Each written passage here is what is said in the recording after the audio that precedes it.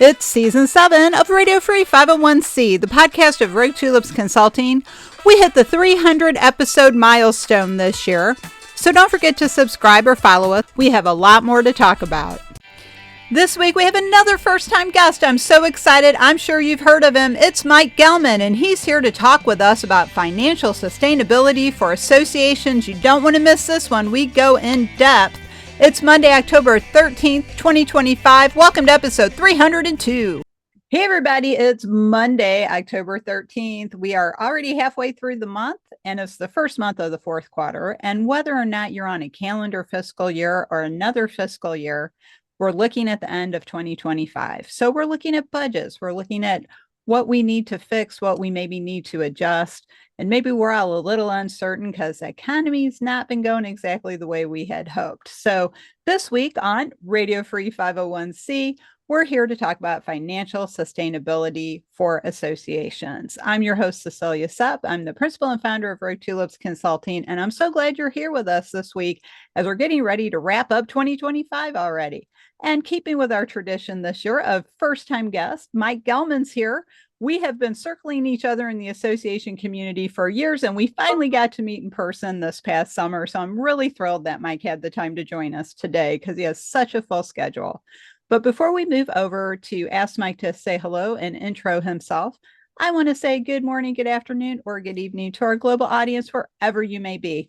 And if you have not yet followed or subscribed to Radio Free 501c, please take a moment and do that because you don't want to miss any of these fantastic conversations we have here every week.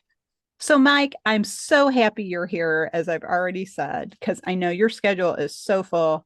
You're always traveling around, talking to people, educating them. And I'm so glad you could take some time today to join us. So would you like to say hello to the audience and tell us a little about yourself? I appreciate being here. I'm really looking forward to this conversation. And I know we're all busy, but I just think every day we wake up and it's like a new world and such. So I think you'll see how this subject goes into this constant changing environment. But I'm Mike Gellman. My home base is out of Washington, D.C. area. And I'm coming to you. I'm actually home for a few days for a change and such. I am a CPA by profession, but spent most of my time in public accounting up until about 7, 8 years ago. But always have been on the consulting side, working exclusively with nonprofit organizations of all shapes and sizes. Of course, a lot of membership organizations being in the DC areas where I started out with C6 entities. But I spent a lot of time with 501c3s, foundations in the grant world and such. And about 7 years ago, got out of public, still of counsel with a couple of firms. And we have a small consulting practice called Fiscal Strategies for Nonprofits. My partner, Jeremy Ziesman, we met volunteering on a nonprofit board and such, and we hit it off. We said someday we're going to do consulting work together, and we did, and it just worked out and such. He splits time between, he's a Brit, he splits time between London and DC, so we do a lot of UN work and work with NGOs also and such. I divide my time up sitting, I like to think of myself as sitting between a CFO, Chief Financial Officer, and a CSO, a Chief Strategy Officer. We could make that S a Chief Sustainability Officer. That's like a key word now. We'll talk a lot about that as we go through. Sitting alongside the C-suite on short and intermediate planning, working on governance. And it's all about the future and keeping an eye on that. I divide my time into thirds, about a third doing consulting work, a third doing classes and webinars and things like this. And as Cecilia said, coming off a busy season this summer, working with the U.S. Chamber programs where we met, was at ASAE's annual meeting. Just got back less than 24 hours ago from BBCon 2025 in Philadelphia, the Black Bod Conference and such. The next week I go where my home base is, teach at Georgetown University, work on a lot of different projects and programs there, do a lot of United Way, different AICPA, different types of classes on financial acumen, mostly teaching to non-financial managers. And then Cecilia, as you and I bonded over, my wife and I, we try to allocate a third of our time to be active volunteers. You always get back more than you give. The people we've met, I feel like what we did was more volunteering than speaking and being there for people and helping. But I always like to say to people, you'd love to give, a $5,000 check to every organization you meet to help out or join or do something. But if you spend a few hours with that organization, you have a 50 or $100,000 impact on helping them. And then the people you meet along the way are just amazing. As I met my business partner and a lot of different other people along the way. So that's a little bit of where I come from and such. Been working with nonprofits, and really, I know, Cecilia, you have a long story, and every time we've met, we just keep sharing, sharing, and sharing. So I'm looking forward to the conversation today. Yeah. Oh, thank you, Mike. Yeah, me too. And I just want to mention that the chamber program Mike referred to that we are both involved in, I'm very new to the program, just did my first class this year. Mike's a veteran of the program. It's called Institute for Organization Management, or IOM. So if you've seen some of your friends with an IOM after their name, that's the program. And it's a 4-year program through the U.S. Chamber of Commerce. And if you want more information on that, you can go to the U.S. Chamber of Commerce website and find that program information and find out how to enroll. They do a lot of things throughout the year besides what they call institutes. So you can read their blog, listen to their podcast, and read some of the other articles that they share, and sign up for their newsletter. So it's a great program. There's a lot in common between chambers of commerce and associations, which is a great segue into our conversation because we're all a C6 organization. So we talked about already, Mike, the fact that there's a lot of unease, a lot of uncertainty. There's definitely disruption going on because things are changing very rapidly. That sometimes happens in human history. We go through periods where things don't change very much, and then all of a sudden they're changing constantly for a while until it settles down again. So, what does financial sustainability do to help people get through times like these? No, it's a really good question. And to step back a second, we're in changing times. And I think nonprofit organizations have always had that. Look up through our lifetime of all the things that we've seen, Mhm. such. But it seems like everything, for a lot of reasons, has picked up speed. And I think even starting with COVID, I think there's you can't really say there's positives coming out of COVID, but what I do think nonprofits learned in general, especially C6 membership organizations, is to operate more like a business and to pivot and be nimble and to drop the legacy-itis things. This is the way we've always done it. And I think we've seen that. And what continues to this day is it's changing around us. A huge element of sustainability is keeping in your peripheral vision, right, Cecilia, your what I like to call financial health. I think it's a different way. How healthy or unhealthy is an organization and such. And I always like to say, I've met a lot of organizations along the way, and I've not met an organization that didn't have great ideas. What I have met is 98% of them don't have the financial health or fortitude behind that to be able to act on those ideas. And so financial health is an element. The other thing you've heard me say in my classes and things is, I call it the 0 and the 100% rule when it comes to finances. You can't rely totally just on the numbers, Oh, without the backstory. And you can't ignore the numbers without the backstory. There's always a financial element, even when you're talking to like a prospective new board member, that will eventually have some impact. And you're sort of keeping an eye on that. And I think the financial health monitoring. And the reason I think a lot of organizations disconnect from that, because to monitor financial health, it only shows up on the balance sheet. And, a great budget year, an income statement budget report really, has very little indication on how healthy or unhealthy an organization might be, leading to sustainability and such. And so, to bring the point home, Cecilia, I've seen organizations that on paper looks like they're having the best budget year they've ever had. Meanwhile, they're struggling to make payroll. And, because their cash flow is tight, they have a lot of receivables, they're under reimbursable grants. There was a delay in the grant process. Something economics happened. All of a sudden, memberships, gotten off kilter, as we saw over a couple of cycles. And all of a sudden, these cash flows that we historically have counted on are poof, out the door. yes, exactly. Well, I'm so glad you mentioned that numbers don't tell the whole story Exactly. because as a researcher and a data nerd, I'm a self-described data nerd. I love it. The data is just the beginning. And if you don't put the data in context, it's meaningless. And your comment that you just made about, well, it looks good on paper, the budget, but we're having trouble making payroll. I kind of think of that as money on paper versus actual assets that we can turn liquid to make payroll and pay other bills or invest in programs and resources. So I think that's something that we don't necessarily think about in that way. And that's why I'm glad you're here today to help us put the financial health of the organization into a better context. Because looking at where we get a lot of money in membership organizations is from dues, despite the fact we try not to. But I think when we're looking at dues driven revenue right now in this era of disruption, people are not renewing, or maybe they're not joining because that is something they do when they can afford it. Or if they're worried about, will I still be able to afford it? They're not going to make that investment in a membership group. So, what sort of advice might you have for a membership organization that is dealing in an economy where dues are maybe not being renewed because people are worried about their own personal budget, or maybe their professional development budget isn't getting the money it used to get? How can they adapt toward accommodating those decisions?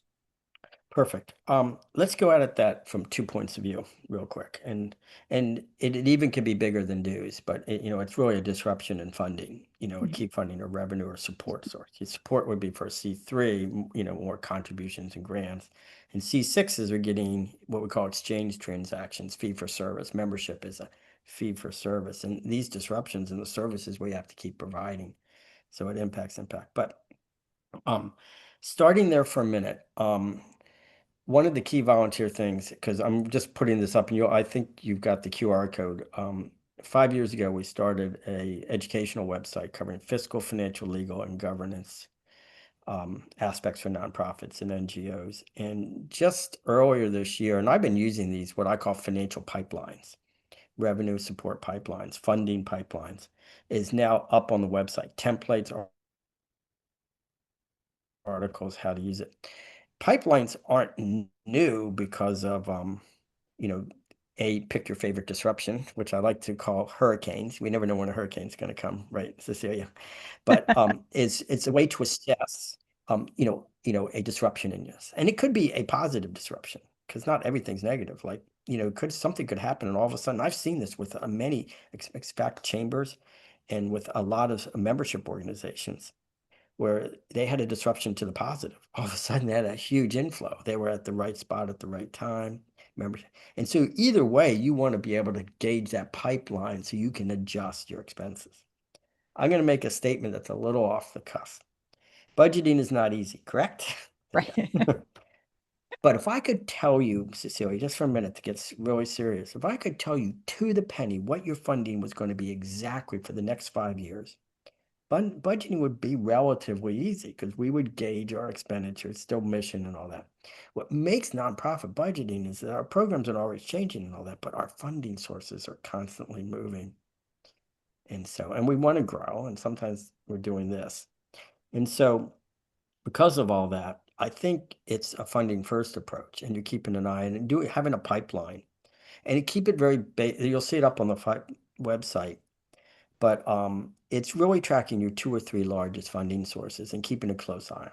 If there's a $5 change, we're watching it, but you're really watching. And for membership organizations, the skin of the onion is very thin. A 2 or 3% increase either direction has a big impact on the bottom line.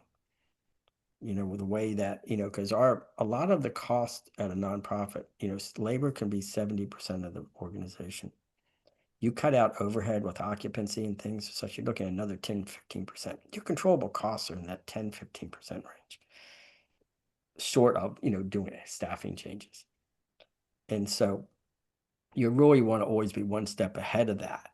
And so so I think the key right now is keep your eyes open, right?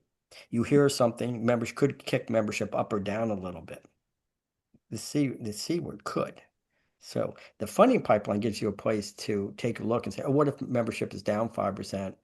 How does that look funding for the next 2 or 3 years? And then you can go and see what you could do with your budget. And you're looking to do that. And I'll say one last thing. Cecilia, you get in your car at the end of the day, you're driving, you hear something on the news, right?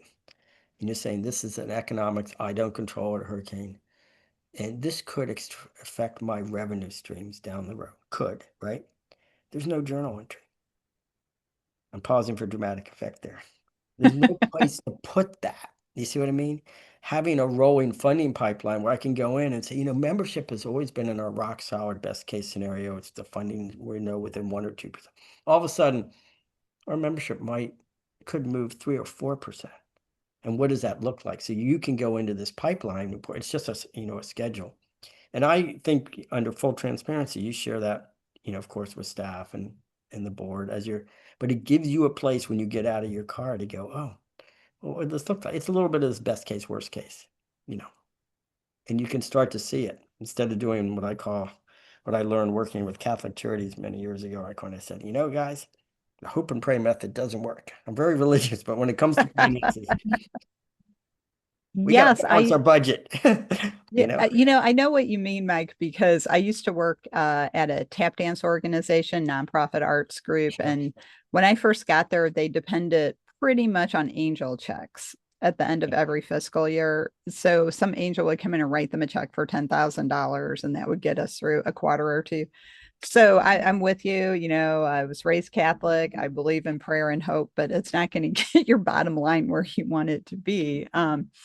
So that's a good point. And listening to what you were just sharing with us, I was thinking about how we're always talking about scenario planning for leadership, scenario planning for crises, and looking at leadership pipelines. But I don't know if we're so good at financial forecasting and financial scenario planning the way you just explained about let's look ahead to next year. What if membership goes down? What if it goes up? What will our plan be? And looking at foresight as a way to better handle our financial planning in future. Is that something that you see associations working Yeah. on? It's spot on as a core. I don't Let's take it the opposite way instead of weakness, a core strength if it's front and center, a part of your culture of the organization. But I think we have to help people get there. And assume most people aren't as comfortable talking about the numbers of an organization as they are talking about the mission and programs and activities. And so helping them to connect the dots. But I think, Cecilia, in order to motivate everybody, all these non-financial managers, which is everybody but us sitting in the finance department, is, answer the question, what's in it for me? Mhm. And the answer for what's in it for me is by keeping an eye on this, you can give the one universal gift to all nonprofits, which is a gift of long life. Mhm. And we all want to hit a home run, but if you can, during your board service, during your service as an employee, during your service as leadership in the C-suite or something, you can leave an organization in a stronger position financially than when you got there, right? Right. That's the, still swing for a home run once in a while, but that's what you're trying to do, little bits and pieces. And like we said, it's the haves and have-nots. It's organizations either have financial health. And let's answer the question real quick. For me, and this is my personal thing, and I lecture on it a lot. It's you have to watch the balance sheet. That's the only place financial health shows up. Like budget year, good or bad, doesn't show. As we said, we could be having trouble paying our bills. And on the balance sheet, we're looking at operating reserves, net assets without donor restrictions. And Do you the think gold that this, standard, yes, to get 6 to 12 months of operating reserves built up. You know, right, well, that does tend to be the baseline that most organizations work toward, but Mike, do you see associations actually using their reserve funds effectively? We saw during the COVID lockdown, a lot of associations sat on the reserve funds. They didn't use them to reinvest in staff. Actually, we saw a lot of associations reduce staff dramatically instead of using those yeah. reserve funds to move ahead or find different ways of doing things. So, do you think that overall we are looking at our reserve fund as the tool that it's meant to be, or do you think that that's another area we need to help people with? There's a really good article that question is so important to ask. It's what I ask myself every time I'm sitting in the room with a group, Mhm. because I always like to think I'm a part of the group when I'm there. And there's an article up there. What's the real reason for having operating reserves? Your dog knows that we need operating reserves. We should have them. We should build them up. What they don't understand is why the operating reserves are there. And believe it or not, it's flipped. And you're going to be a little surprised at this answer. Everybody thinks operating reserves, like your safety fund, when you start out in your professional career, your first job goal is just to get a couple months of savings built up. You're not even care about the long term. But once you do that, you can start to think about the future and you start to build funds up to buy a house or to do something, or you know what I mean? There's a long term. Right. Nonprofits have to be the same way. We build up operating reserves to build up working capital for long-term investment in the organization, not in the market, in the organization. They're capital funds. A portion of those operating reserves are there for what? A short-term disruption. And what happened in COVID, I caught my lesson dating myself in 9/11. The big mistake we made with 9/11 is we didn't know how long it was going to last. And we started dipping in the reserves, and it took, depending on who you were and where you were, 3 to 5 years to recover. So any money you take out of reserves for a short-term disruption should be over in less than 6 months. If not, you need to reduce staff, reduce the budget down, even though the money is sitting there. So for example, good short-term examples, we have a major conference we're doing because of a weather delay. It was delayed 1 month. That's what we have reserves for. We have a grant that's been pushed back 2 months. We had a key staff person go on furlough or sick leave, and we had to hire in some temp, type of thing.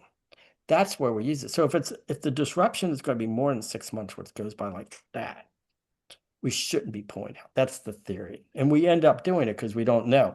Because we want to save most of those reserves for the future, to be able to have that 6 to 12 months there when an opportunity comes up that we can purchase a program from another organization, do the R&D on the front end, look at a possible acquisition, all the things we want to do, hire in a development officer, a marketing person, knowing that it's going to take 6 to 12 to 18 months before they start returning, to cover those salaries for a while, those type of things. So the operating reserves are really geared.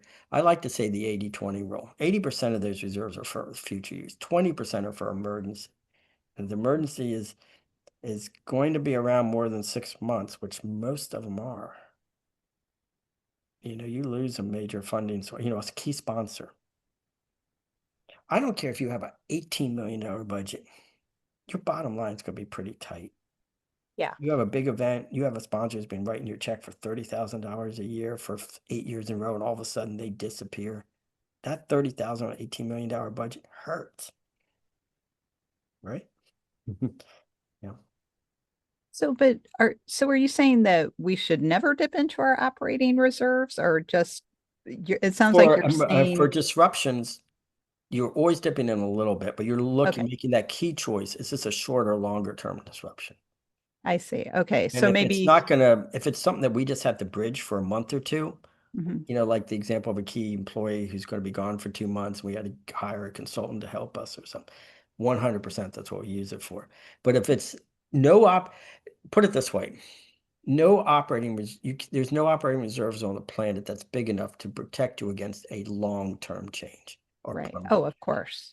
That's the whole point. So you're deciding, are we just trying to ride this out for 6, 8 months, 5 months? That's what the reserves are there for. If this is going to take us 2 years to recover, we need to, That's when we start. But and right size that sadly, budget and try not to pull out.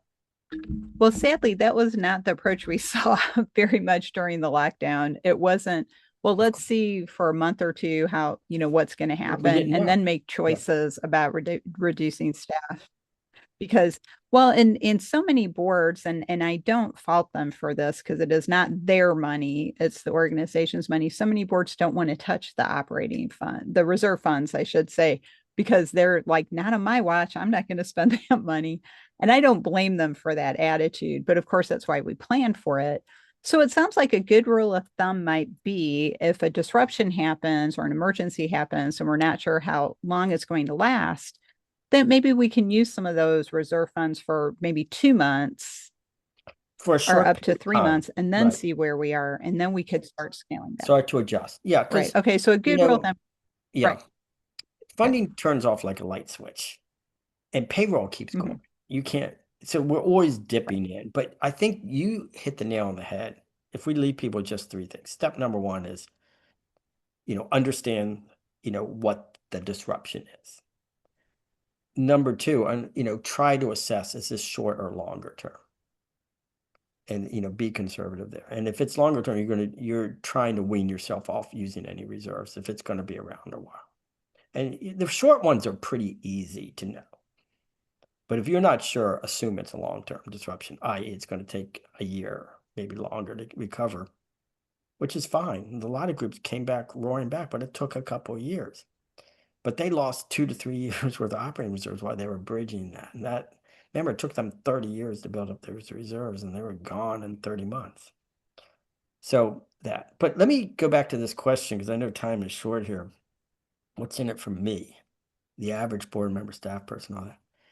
And if you look at a membership organization, every hand will go up in the room and says, wouldn't you like to be part of the team where membership is growing? Yes. Okay, so that's a KPI, right? A key performance indicator that we're going to monitor and be proud of, right? Can you imagine sitting with one of those KPIs, an operating reserve KPI, and it says, hey, we're a healthy organization. We have 22 months of operating years. That's almost 2 years worth. Well, 3 years ago, we were only sitting on 11 months. In this last year, we added another 2 months to operating reserves. So not only did we grow membership, but we raised our financial health. You know what I mean? Mhm. And both impact financial health. The membership is growing, but it's not growing at the aspect that we're burning through, you know, funds. We're Right. growing Going through. membership, but we're having deficits. And so, Mhm. and the deficits would be burning down operating reserves.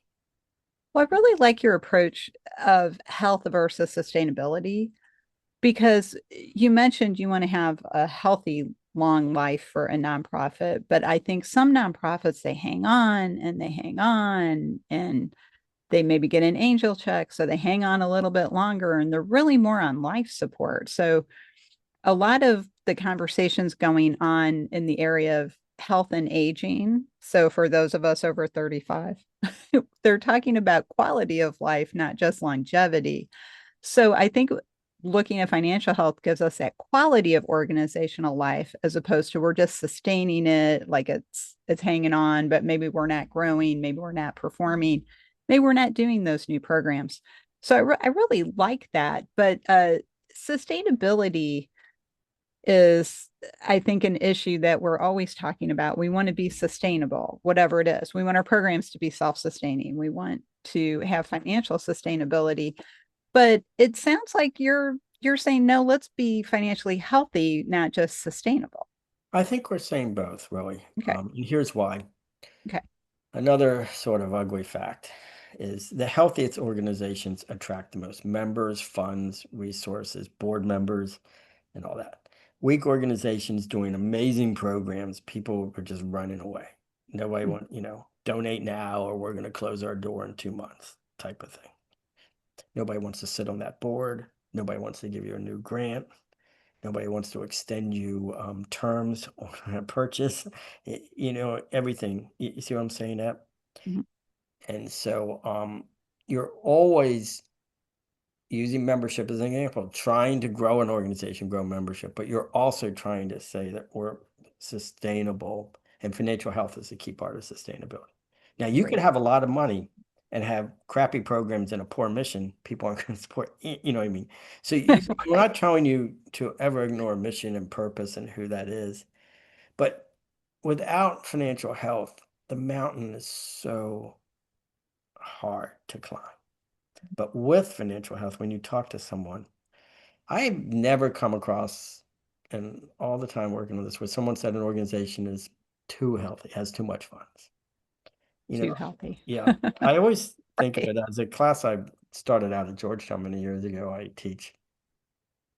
It's called All Donors Are Selfish. Subtitle, thank God. What it is that if they see a healthy organization, and it doesn't, they like when it has a lot of money because whatever they're donating for, they know it will go to that purpose versus going to fix something from the past. Mhm. No one wants to pay last year's utility bills or you know what I mean? That Right. this organization. And if you're financial healthy, that's not an accident. It means you're well managed, your programs are good, you're chunking along, and most importantly, you're going to be around a while. And so I have an organization right now. Amazing organization, over 100-year history and all this. And they've gone through some ups and downs, and we've worked our rear ends off, and some of it was lucky. They went from being underwater negative operating reserves to now they have great operating reserves. It was so hard to attract donors and funders to that. Now they love our programs. They take a quick look at our 990 and they can see like this organization's in great shape. Well, and if they look at some of the past 990s, they can see all the work that's been done. They can, but they really are looking forward. They want to talk about the exciting part is talk about the programs and things. Anytime you're talking about finances, other than the 30 seconds to say, hey guys, we're well managed, we're strong, we're healthy, we're going to be around. Then we're back to mission. Oh yeah. Okay.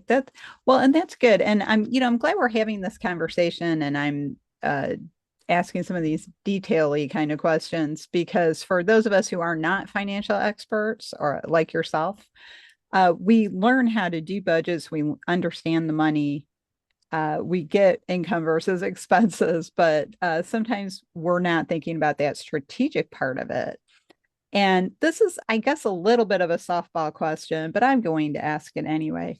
Do you find that organizations, no matter how big they are or how much money they have, do you find that they're financially healthier if they focus on a smaller portfolio of programs and offerings to members or the world at large, as opposed to trying to be all things to all people? Because I think that's a trap a lot of associations fall into. We try to be all things to all people instead of having a smaller focus.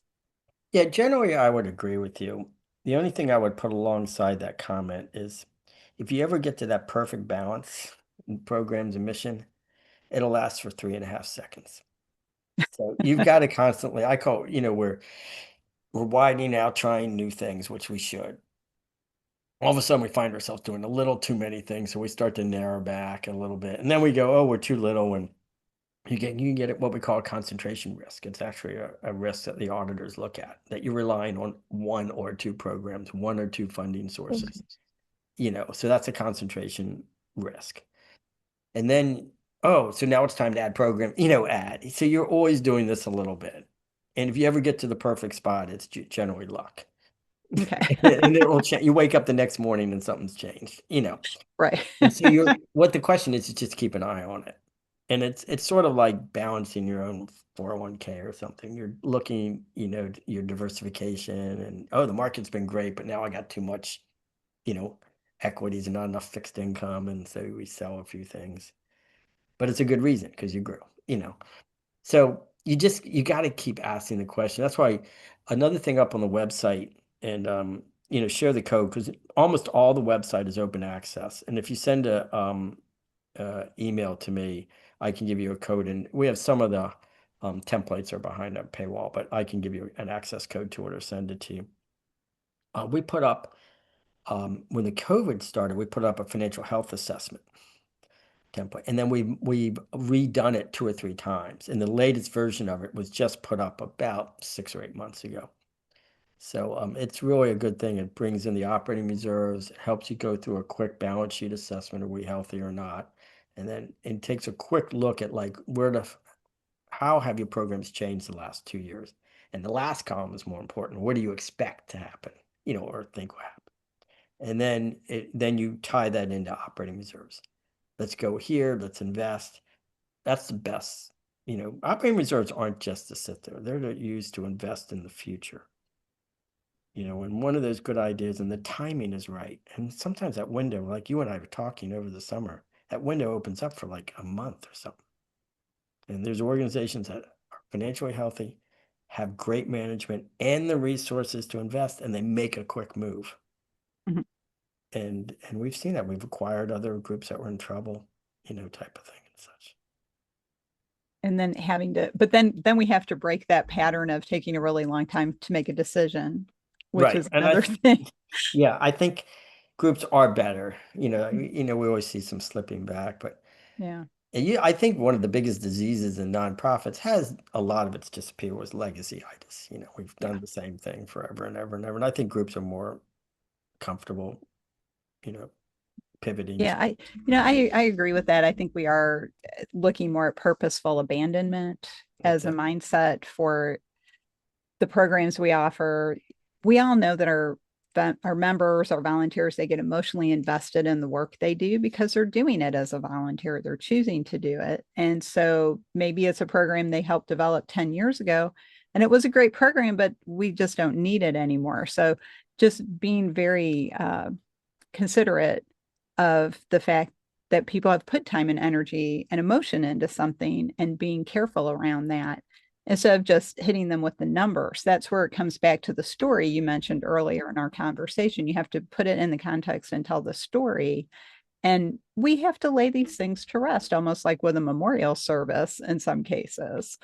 And then that honors all the work that people have done for the organization, because bottom line or not, our organizations are made of people, and we have to respect that and that personal investment. So, but Mike, before we wrap up this episode, I want to ask you if you have any thoughts for organizations that have chapters, that have their own money and bank accounts all over Oh, the United States? And are there some things that we can look out for, or some tips you can share about how do you help your chapters use that yeah, money chapters wisely? is a tough one, but I would like to, before I pivot to that, your last Mhm. comment was spot on, and I will generally tell you, and I'm a CPA and all this crap, right? Mhm.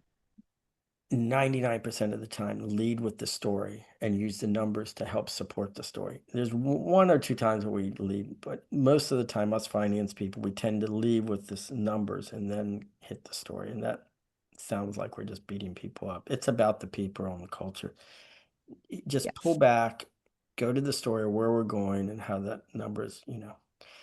Now, chapters in general, it's so different than when those chapter systems were set up for most organizations. And the proof of that is we see very few chapters, affiliates, lodges, whatever IRS refers to them as subunits are set up.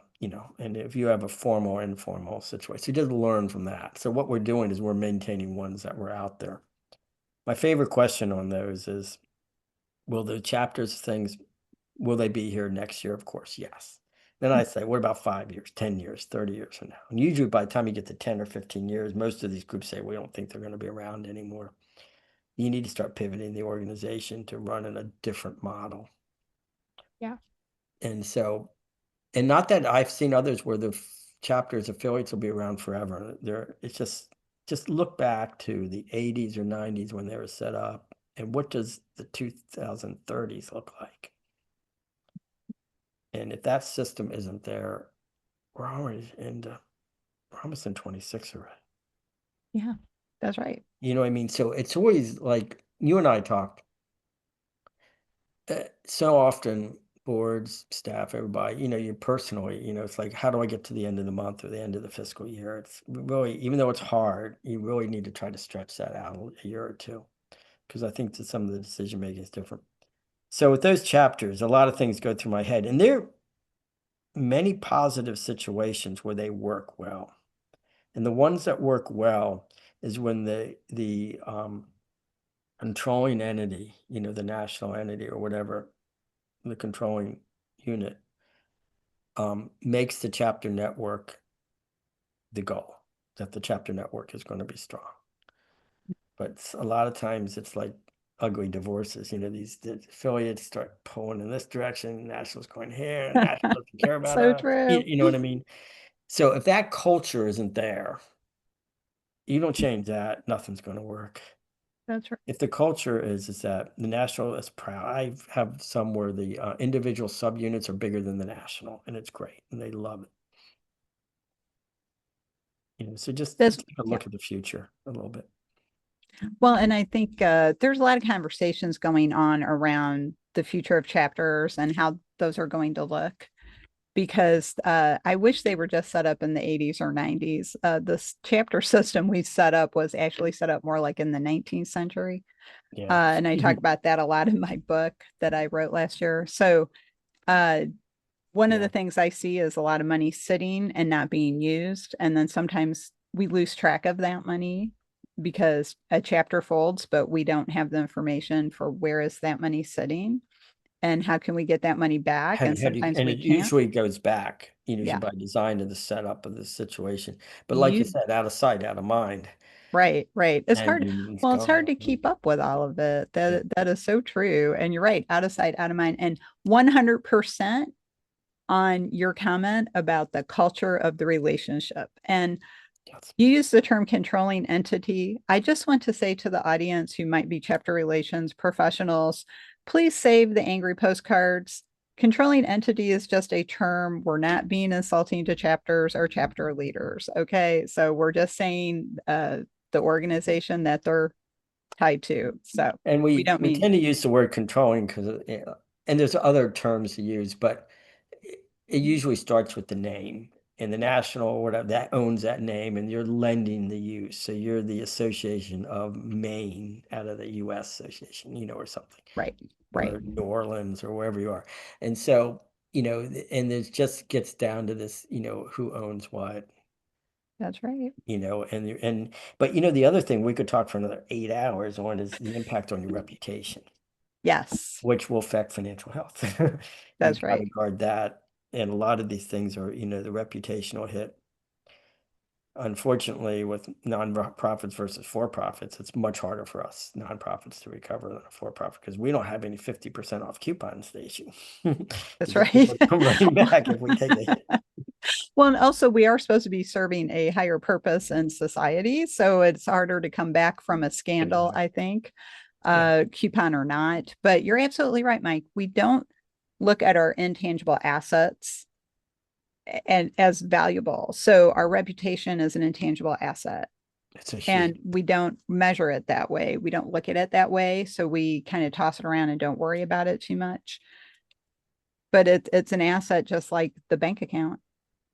Yeah, and just to bring it full circle back to financial health, and I've seen it time and again, organizations doing amazing work out there.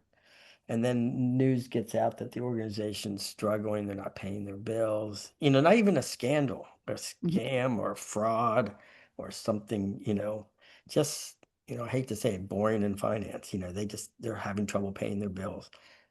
Boom, boom, boom. The air comes out of the balloon in a second. Yeah, And that's right. The rumor mill, gossip, yeah. whisper campaigns, they can really bring an organization down, even if Yeah, it's and it's not accurate. time to blow that balloon back up. Yeah. Really hard, but the air can come out and just literally say, and that's why we didn't talk about this at all today, but we have to have, even though it's expensive, strong internal controls, Mhm. good reporting, oversight, and all that, because you're only talking around finances when there's issues. But I always get a laugh in my class. I said, my whole career, nobody's ever come up to me and said, nice looking journal entry, you know. Mhm. But if, report's late, the audit looks bad, something's happened, we got hit by a fraud, they're all over you. But nobody ever says, hey, thank you for getting out the reports on time and error free. So you just It's want the true. dead silence. So we're talking about mission and programs and all this, but we got to have the systems because something happens. I've seen it with so many organizations, they got hit by a small fraud or something. And it's going to happen eventually. It's not if, it's when. But if you have good systems in place and things and way to, and these organizations, they might have covered it with insurance, but the word gets out that they got hit. People, it impacts how they support you. Yeah, that's another topic maybe you can come back and talk about is making sure you have enough insurance and diving a little Yeah. more deeply into financial controls. I think that'd be a great topic. Yeah. And I like to talk about a lot. It's risk management and the impact on reputation. Great. We Okay. got to have it. It's so huge. And so, I always say to finance people, I hope they're not talking about us. That means we're doing a great job. Ray's ignoring us. Yeah. Well, so we're booking for season 8. So I'll follow up with you and we'll have you back Perfect. next year on that one. So, but as you said, we could probably talk about this another 8 hours, but we're going to have to wrap up for now. So, Mike, I like to ask my guests, what is the one thought you would like the audience to take away today, and how can they get in touch with you and do some follow up? This is a universal answer I have, and it's the best, and it's very short sentence, is organizations need to pay more attention to their balance sheet. The financial health of an organization only shows up there. 100% on mission, all that kind of stuff, but keep an eye on it. But like blood pressure readings, you can look at someone, you can't tell if their blood pressure is high or low. But you take a peek at that balance sheet, you can tell if it's going up or down. And keep an eye on operating reserves. That's my key I look at. Balance sheets sometimes can be scary, but you can tell if they have operating reserves or not. It's the unrestricted net assets without donor restrictions.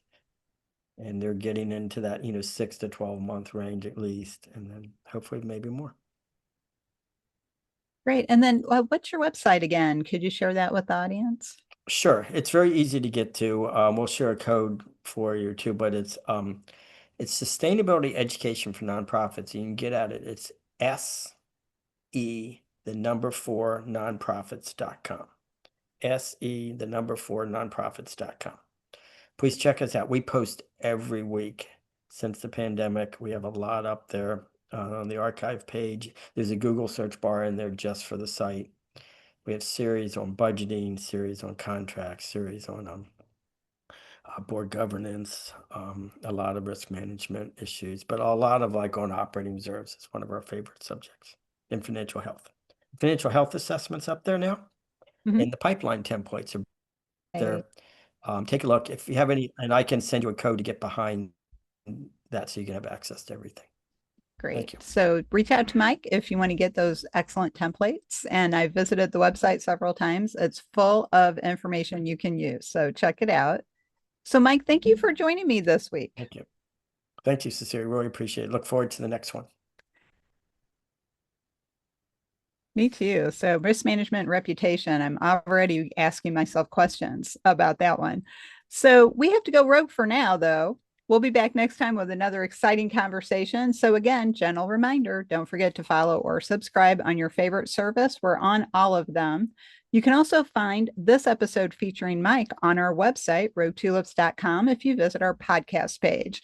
You can share this with your friends, and you can catch up on our library and see what other great conversations we've been having this year.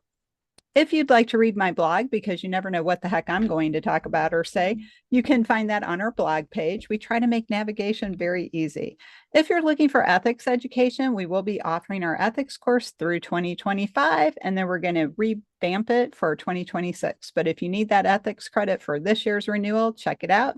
October, November, and December dates can be found on our education page. If you would like to know how Rogue Tulips can help your organization bloom outside the box, check out our services page, and we're happy to have a conversation. So thanks again for joining us. And on behalf of Mike and myself, we'll see you next time.